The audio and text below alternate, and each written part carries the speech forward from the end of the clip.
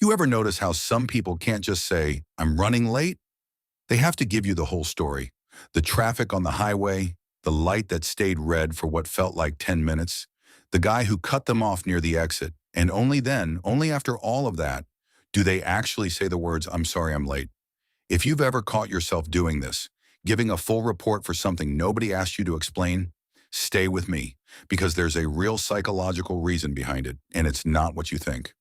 Over-explaining feels like a small, slightly embarrassing habit, something people tease you about.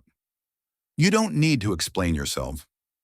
Maybe you've heard that line 100 times, and every time you nod and then do it again 5 minutes later without even noticing. But here's the thing. Nobody just wakes up over-explaining. It's learned, it's not random, and it's definitely not a personality quirk you were born with. And once you understand where it comes from, it stops looking like a flaw and starts looking like something else entirely. For a lot of people, this habit starts in childhood. Picture a house where saying, I forgot wasn't enough, where a simple explanation got you interrogated until you produced an airtight timeline of events. Psychologists call this a low-trust environment, one where a child's word isn't taken at face value unless it comes wrapped in evidence. A study published in the Journal of Family Psychology found that children raised in homes with inconsistent or skeptical responses to their explanations were significantly more likely to develop what researchers term justification habits that persist well into adulthood. If you learned early that just because got you punished, but because X, Y, and Z happened got you believed, your brain filed that away as a survival strategy. Maybe it was a parent who needed proof before they'd believe you were actually sick. Maybe it was a teacher who assumed the worst until you talked them out of it. Either way, the lesson landed the same way.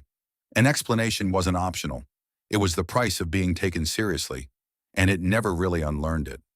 But childhood isn't the only root of this. There's also something researchers call anticipatory defense.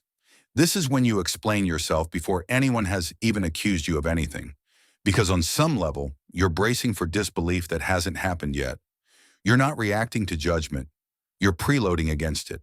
It's exhausting, but it makes sense if you've ever actually been judged unfairly before. Your brain doesn't want to get caught off guard again, so it over-prepares. Every time. Think about the last time you sent a work email declining a meeting. Did you just say, I can't make it? Or did you also explain why, and maybe apologize twice, and offer an alternative time, just in case a single sentence looked like you didn't care? That's anticipatory defense in action. You're not just answering a question, you're answering a criticism nobody has made yet. And then there's the people-pleasing angle, which honestly might be the biggest piece of the puzzle. Over-explainers tend to care a lot about how they're perceived, not in a vain way, but in a please don't think badly of me way. Every extra sentence is really just an attempt to manage someone else's emotional reaction before it happens. If you can just explain enough, maybe they won't be annoyed. Maybe they won't be disappointed. Maybe if the explanation is thorough enough, you won't have to sit with the discomfort of someone else's negative feelings toward you, even for a second. It's not manipulation. It's not calculated.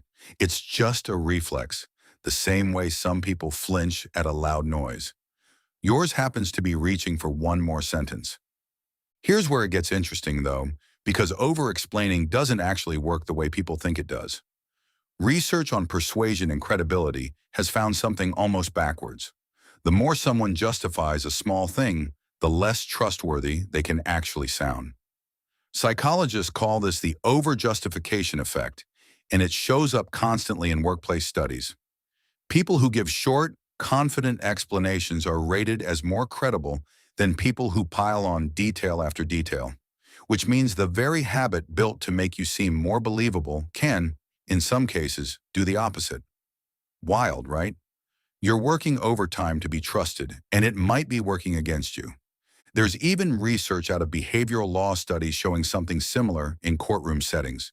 Witnesses who over-elaborate on simple facts are sometimes rated as less credible by juries than witnesses who answer briefly and directly, because too much detail can read as rehearsed, or like someone's trying too hard to cover something.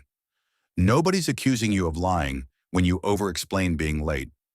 But your nervous system doesn't know the difference between a courtroom and a group chat. It just knows more detail has always felt safer. But here's what nobody tells overexplainers. This habit isn't a character flaw. It's not dishonesty. It's not weakness. It's a strategy your brain built under real conditions to keep you safe from judgment, blame, or disbelief. It worked well enough for long enough that your brain kept using it even after the original threat disappeared. That's not broken. That's adaptive. That's actually kind of impressive if you think about it. Your mind solved a problem and never got the memo that the problem is over. So if you're someone who gives the whole backstory for being 5 minutes late, who explains a simple no with 3 supporting reasons, who feels this pull to justify decisions nobody questioned in the first place, you're not annoying and you're not insecure. You just learned somewhere along the way that explanations were currency, and you're still spending them out of habit long after you needed to. You don't owe anyone a paragraph. A sentence is enough. And the sooner you believe that, the less exhausting your explanations are going to feel. Next time you catch yourself building a whole case for something small, pause, notice it. You don't have to stop yourself completely, not overnight. Just notice that the extra sentence is old wiring, not a current requirement. If this hit home for you, hit subscribe. And if you want to support these deep dives, become a channel member. It genuinely helps keep this going. Next up, I think you're going to relate to the psychology of people who apologize for things that were never their fault in the first place. Click that one next.